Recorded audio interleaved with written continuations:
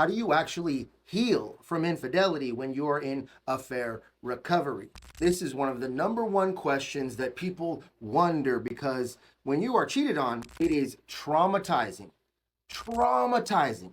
When you are cheated on, it is like you are all the way at the bottom of a deep, dark hole and you have no idea how to get out because you can't even see any light. Well, in today's video, we're going to go over 3 reasons why you are not healing, as well as we are going to go over some solutions of what you should be doing instead. My name is Michael. I am an infidelity recovery specialist, and this channel is dedicated to those who are searching for answers, trying to gain closure and heal from infidelity. Reason number 1, you cannot control the intrusive thoughts after the affair was discovered. After D-Day, all you can think about is what you know and what you don't know. You think about all the possible scenarios of how it all happened. You picture in your mind your spouse with them. You wonder, when they were with them, what was I doing? How couldn't I tell? You just keep on wondering and wondering and wondering. And just when you think that you are clear from worrying, one little thing happens. You see something, you hear something, you feel something, and then all of a sudden you are right back laser focused on the affair. Right when the thought comes in, it creates a feeling, then it creates an action, then you start talking, then you start doing, and it all unravels from there. It is like a snowball that keeps on building up and building up and building up until it crashes. And every single day, it is like you are living in a nightmare,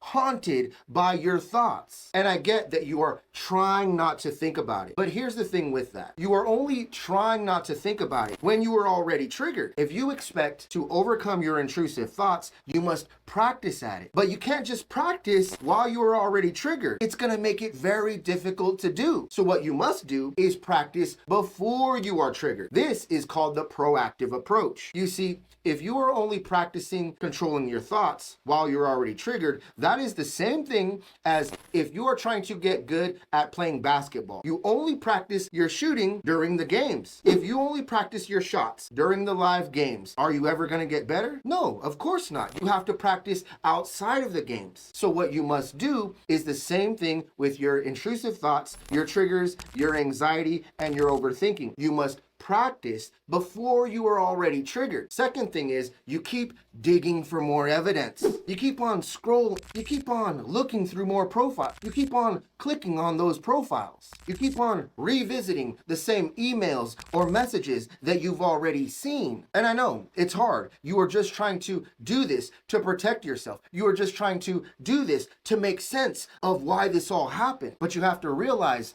this is very unhealthy for you. There is only so much information you can get. You are trying to make sense of the senseless. It's going to keep you going in a never-ending loop of senselessness. But most of all, it's going to keep you in a triggered state. You are already traumatized from the cheating. And when you are looking at those messages or you are searching for more evidence, you are in a triggered state. It feels like you're discovering it all over again. It's going to make it very difficult for you to heal if you are in a triggered state. It's bad enough you are already in an uncontrolled trigger state, but then you are even triggering yourself. You are in such a severe amount of stress every single day. You cannot live like that. You're angry, sad, and worried. This amount of anxiety every single day is not just bad for your mental and emotional health, but your physical health. You didn't have control of what happened, but you do have control of what you do with it. You cannot try to control what you have no control of. So what you would rather do is be in best control of what you do have control of, which is you. And I know it feels like you don't have control of yourself, but by all means, you must say goodbye to the behaviors that are unhealthy for you and be as supportive and nurturing and loving to yourself as possible. Do not keep putting yourself in these situations where you are constantly triggering yourself. And reason number 3, you talk about the affair constantly. You talk about the affair out of anger. You talk about the affair out of fear. You talk about the affair out of insecurity. You talk about the affair because you don't know what else to talk about. And yes, it's on your mind. It's almost like you can't not Think about it. You have so many questions that you are wondering and you just can't figure it out. Plus, you're in such pain that you just want to get out of it, and you think that by asking those questions, it's going to make you feel better. Because when you get cheated on, are running wild. Our minds and thoughts are all over the place. We are stuck in anxiety, and we want that anxiety removed. And we think that if we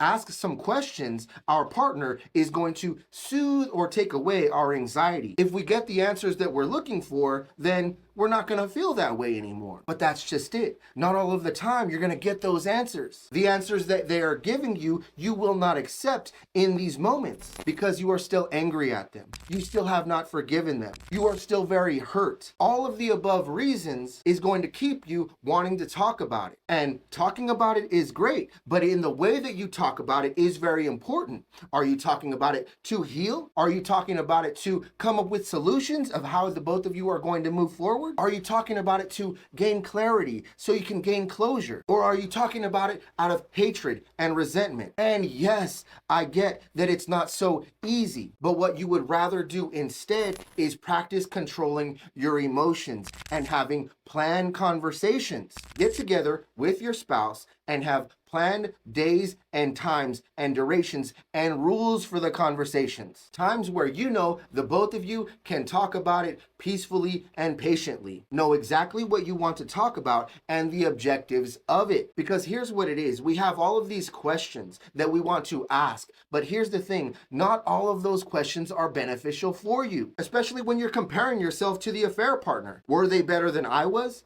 Did you take them there too? Did you think of them while you were with me when we were there? All of these questions are more than likely not going to help you heal. So again, one of the best things that you can do is get on the same page with your partner and have planned conversations where you can talk about the affair openly in the most peaceful and effective way. That's going to do it for today's video, and I really hope this helps. If you and your spouse are searching for answers and you want to learn how to discover the core issues of cheating, you want to learn how to heal, you want to learn how to overcome those triggers, you want to learn how to rebuild the trust and fall back in love, then I invite you to my 30-day couples coaching program, Thriving Beyond Infidelity. This is where I work with the both of you for 30 days in both couple sessions and personal sessions, where unlike therapy, we create real action steps with structure of what the both of you should be doing to move forward. You see, trying to rebuild your relationship after infidelity is like walking into a disaster mess of a room. You look around and it's so messy, you're like, where do I even begin? Well, here we have the structure of exactly what to do and how to do it. This program has already helped countless couples all over the world heal, rebuild the trust, and fall back in love. If you and your spouse are absolutely serious about getting help and joining this program, but you would like more information on how it will help your relationship recover from infidelity, schedule your free consultation below. If you enjoyed this video, please give it a thumbs up. And for more helpful information on how to recover from infidelity, and lastly, for more information on how to recover from infidelity successfully, hit the subscribe button. I'll see you soon, and happy healing.